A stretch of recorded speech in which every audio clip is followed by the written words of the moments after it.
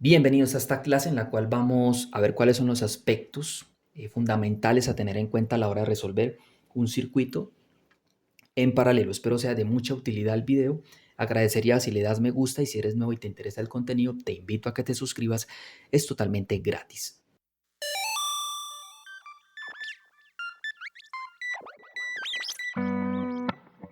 Vamos a empezar entonces como primer aspecto a tener en cuenta en un circuito en paralelo, que sería la intensidad, la corriente. Los circuitos en paralelo, a grandes rasgos, son circuitos de carga múltiple que tienen más de una trayectoria para la corriente. Cada diferente trayectoria para la intensidad se llama una rama. Es decir, aquí tenemos que en este circuito la corriente fluye, toma este camino, una parte de esa corriente sigue, toma una parte de esa corriente toma también este camino, sigue su trayectoria y finalmente entonces por este último nodo también va a tomar camino esa corriente, que al final entonces esa corriente va a encontrarse y va a ser el resultado de la corriente total del circuito. Entonces tenemos que la corriente de la fuente se divide entre esas tres ramas y que cada rama tiene su propia carga y cada rama es independiente de las demás. Sería entonces que la corriente total del circuito va a ser igual a la suma de las corrientes en las ramas individuales y se expresaría de esta forma. Aquí tenemos entonces que la corriente total sería igual a la suma de la corriente 1 más la corriente 2 más la corriente 3, etcétera. Primer aspecto a tener en cuenta a la hora de resolver entonces un circuito en paralelo. Hablemos ahora entonces del voltaje. Los voltajes o el voltaje en el circuito en paralelo son los mismos. Esto lleva a que la relación del voltaje de la fuente al voltaje de la carga se exprese de esta forma. Es decir, si tenemos acá una fuente que nos brinda 10 voltios en un circuito en paralelo, esa caída de tensión va a ser igual. En la lámpara 1 vamos a tener también 10 voltios, en la lámpara 2 de igual forma vamos a tener 10 voltios y en la lámpara 3 de igual forma vamos a tener 10 voltios. Es decir, el mismo voltaje de la fuente va a ser el voltaje de la fuente va a ser el mismo en cada uno de los componentes y se expresa de esta forma. Vamos a tener que el voltaje total del circuito va a ser igual al voltaje de la resistencia 1, va a ser igual al voltaje de la resistencia 2 y va a ser igual al voltaje de la resistencia 3, como lo expliqué ahora. Es decir, cada uno de los componentes va a tener la misma caída de tensión. En este esquema acá tenemos un fusible. Tenemos entonces ese componente, cada una de las lámparas tiene adicional a eso un interruptor que permite encender y apagar. Apagar, es decir, el S1 sería de la lámpara 1, S2 sería entonces el interruptor de la lámpara 2 y el S3 sería el interruptor de la lámpara 3. El fusible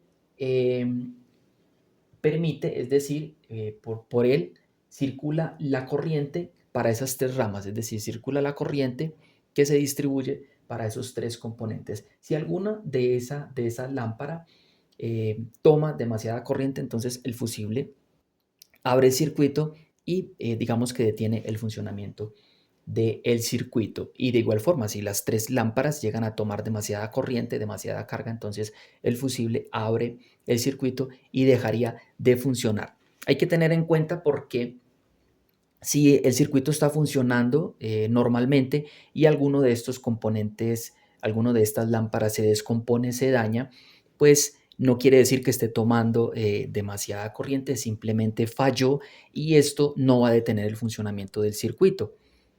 Es decir, si se descompone la lámpara 2, la lámpara 1 y la lámpara 3 van a seguir encendidas. Hay que tener esto presente que, digamos como en las viviendas, que los circuitos en las viviendas pues vendrían a ser en paralelo.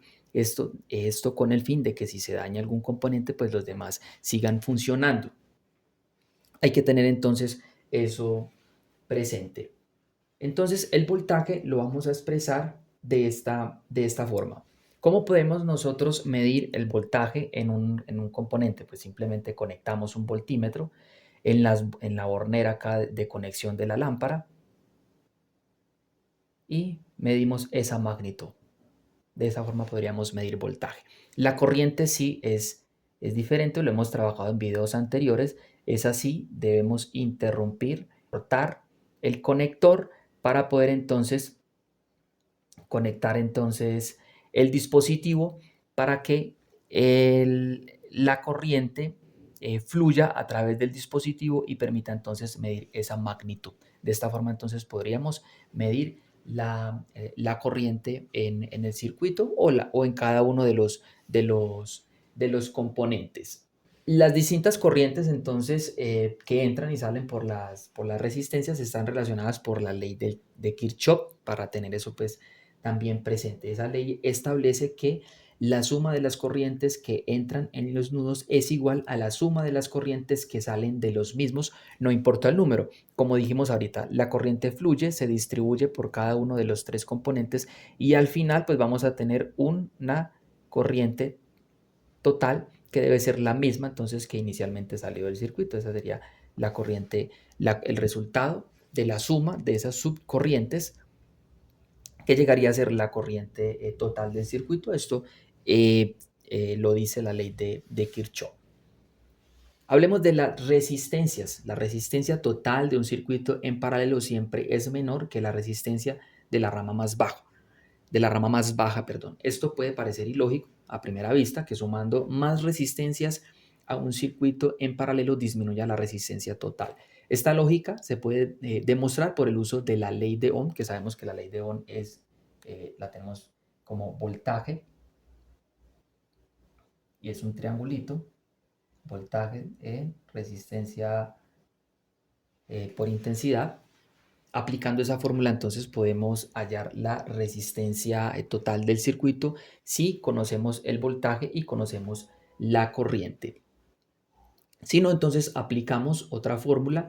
Estas dos opciones las vimos en la clase anterior, en un ejemplo que vimos, que realizamos del análisis de un circuito en paralelo, el cual utilizamos la ley de Ohm para hallar la resistencia total y también utilizamos entonces la fórmula que se llama lo que sería la suma de los recíprocos, la cual sería de esta forma. Tenemos acá la resistencia total, que sería 1 entre 1 sobre el valor de las resistencias que tengamos en los circuitos. Aquí sería entonces 1 sobre la resistencia 1, 1 sobre la resistencia 2 y 1 sobre la resistencia 3. Estos serían entonces los aspectos importantes a tener en cuenta a la hora de resolver un circuito en paralelo. Tener en cuenta entonces